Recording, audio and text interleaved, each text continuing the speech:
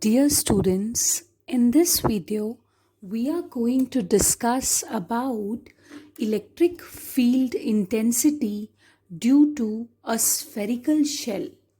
A spherical shell looks like this.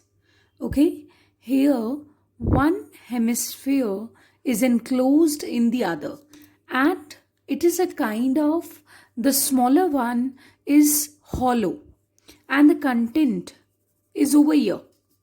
So this portion is basically known as spherical shell. This portion. Fine. So a shell has two radii, the smaller one and the bigger one.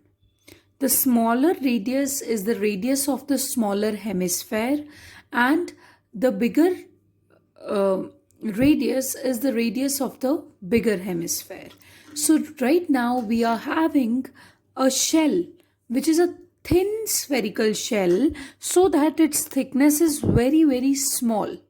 So I'm drawing it like this, and this spherical shell is pretty much charged, uniformly charged, and this contains the charge Q all over distributed over the spherical shell. And right now, I have to calculate electric field intensity due to this spherical shell. See, again the same problem. We cannot find out the electric field intensity because of Coulomb's law, because the precise distances would not be known here. Okay, so suppose this is a spherical shell and this has the radius capital R. And now let us draw a Gaussian surface, because when you want to find out the electric field intensity, okay, and if in case Coulomb's law is not applicable, then we usually apply Gauss's theorem. But for Gauss's theorem, you need a Gaussian surface, which is a closed surface at every point of which the electric field intensity is absolutely the same. So this is my thin spherical shell, and this is some point where I want to find out electric field intensity due to this thin spherical shell. I have represented thin spherical shell by this sphere, and this is my Gaussian surface that I will draw, so that कि ये जो thin spherical shell है ये उसमें enclose हो जाए. Because Gauss's theorem को apply करने का first condition ये होता है कि whatever the charged object is, that charged object should enclosed by some surface which is Gaussian surface. So if this pink colored dotted surface that I've drawn to represent over here, if this is my Gaussian surface, so that must enclose all the charge Q. But ये charge जो Q है ये तो spherical shell पर distributed है. So my Gaussian surface will enclose this thin spherical shell.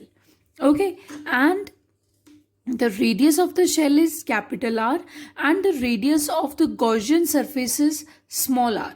And this is some point P where I want to find out electric field intensity. So first of all, for the application of Gauss's theorem, I will be selecting a small surface called ds. And since area ds is a vector, because in flux problems we are dealing it as a vector quantity, so it will have direction also, and its direction will be outward drawn normal n cap. Okay, so this is n cap. So next is to apply the Gauss's theorem. Gauss's theorem will be closed surface integral E vector dot ds vector equals to q by epsilon naught. This is the statement for Gauss's theorem. But we know that every vector quantity can be written as magnitude into direction, where direction is represented by a cap, a unit vector. So in place of E vector, I am going to write the magnitude of E and its direction. Direction is of course, देखो अगर आप इस point पर E vector find out कर रहे हो, E vector means force experienced by unit positive charge. Now this charge, because of this shell, is a positive charge, and Of course, this will repel the unit positive charge over here. And if this will repel, so the direction of E vector would be along this line, isn't it? Yes. So this means this means that the direction of E vector is along r cap. Okay, so that's why I'm going to write E r cap dot this dot as it is, and now I am going to write ds vector as magnitude into direction, which means ds magnitude, and what would be its direction? Of course, the direction of area vector is outward drawn normal, and that's why I can write it as n cap. So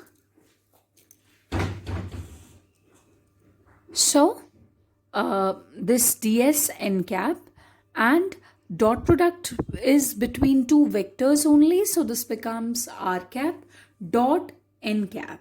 Okay, and this is equals to q by epsilon naught.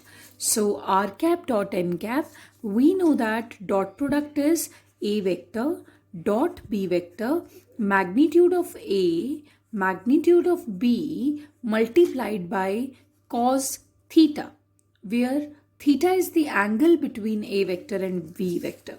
Now when you would open this dot product, see E remains as it is, r cap, iska magnitude hoga 1, and what is the magnitude of n cap? Again 1, and the angle is 0 degrees. See, because r cap is also directed over here, n cap is also directed over here. So this is cos 0 degree, ds is equals to q by epsilon naught. Now next is, I'll solve this equation over here. Integral E as it is, cos 0 degree is 1, ds. ds equals to q by epsilon naught. So ds is a part of sphere, this pink colored sphere.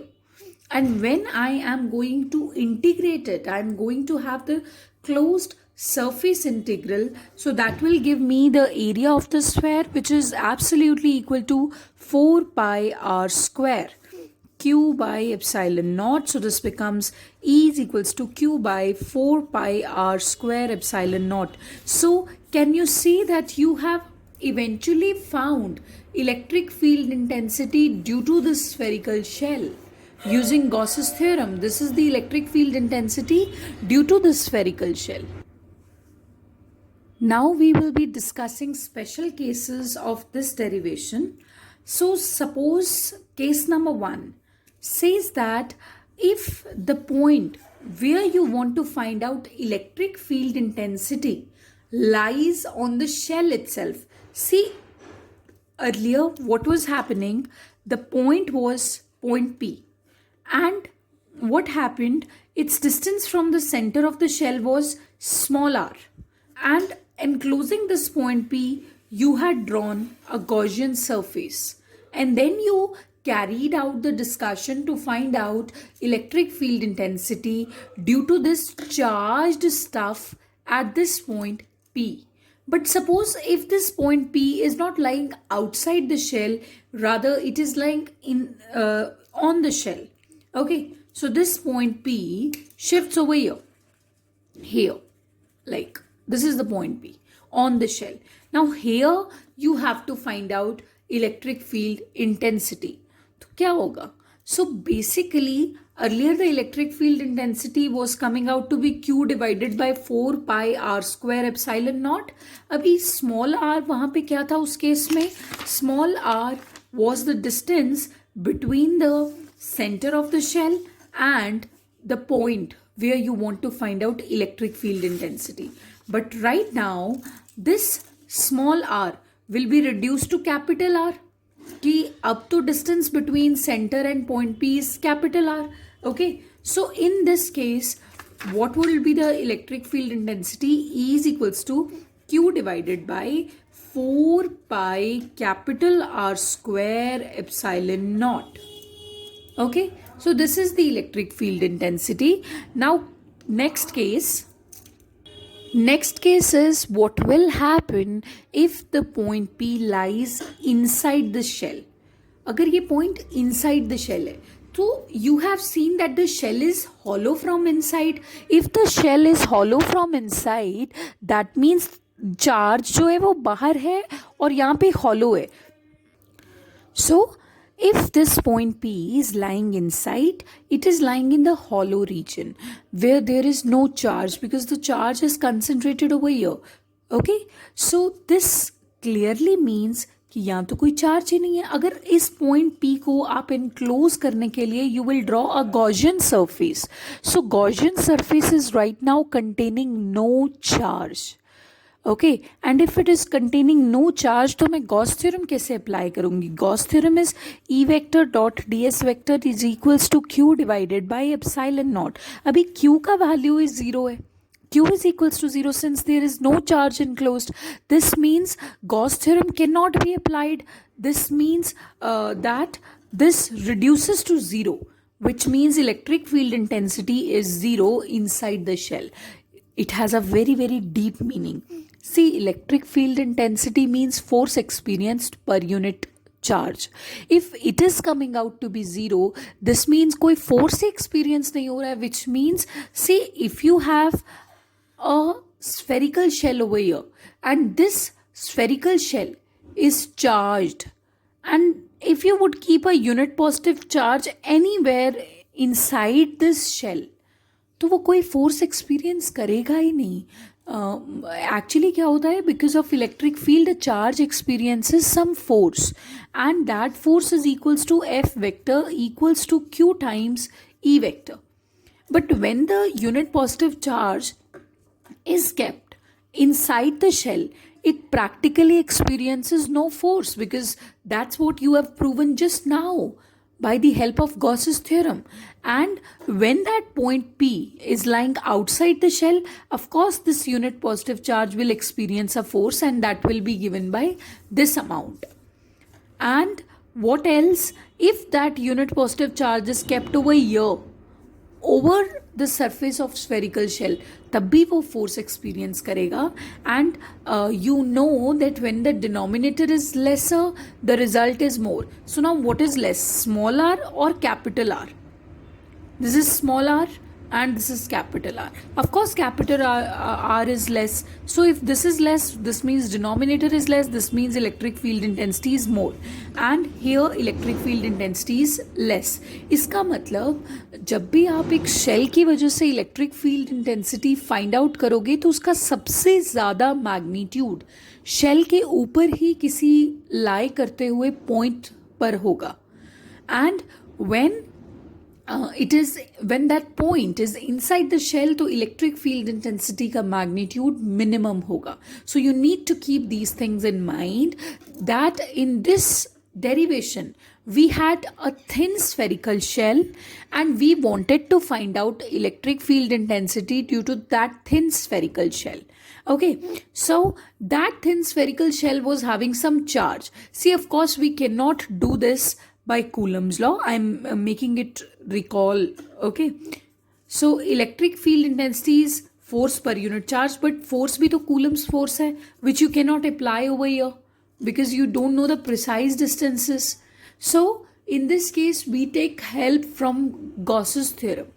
So, but to apply Gauss's theorem, what you need a Gaussian surface and you need a point where you want to find out electric field intensity. See, recall it. This was a thin spherical shell having some charge. Its radius was capital R. Okay. And this is some point where you want to find out electric field intensity due to this thin spherical shell. So draw a surface which encloses this point P. Okay, I have drawn and that's a sphere. Oh, fine. And see, this distance is small r and this distance is capital R. Now I am going to apply Gauss's theorem and I'll discuss three cases. When this point P is lying outside the shell, when this point P is lying on the shell, or when this point P is lying anywhere inside the shell. और आपने क्या देखा, that whenever the point P lies inside the shell, the electric field intensity is coming out to be equal to 0, which means a charge which is kept inside the spherical shell is practically experiencing no force. Okay, so that's what we have derived over here. and this is E vector due to a spherical shell. Thank you.